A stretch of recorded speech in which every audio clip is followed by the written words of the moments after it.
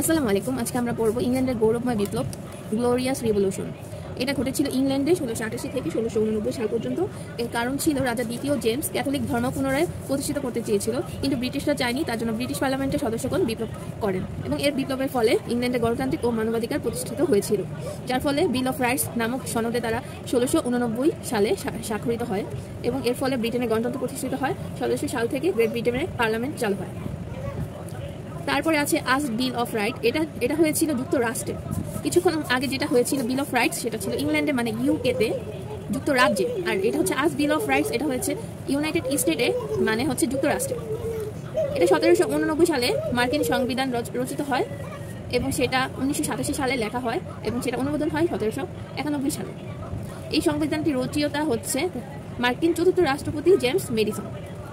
এবং এটা কিসের উপর ভিত্তি করে রচিত হয়েছিল জানেন? এটা হচ্ছে ওই যে 1689 সালে যে বিল অফ রাইটস বা ইংলিশ বিল অফ রাইটস যুক্তরাজ্যে হয়েছিল সেটার আদলে, এবং জর্জ ম্যাসন কর্তৃক ভার্জিনিয়া ডিক্লারেশন অফ রাইটস এর আদলে, তারপর দুটি মিলিয়ে এই সংবিধানটি রচিত হয়।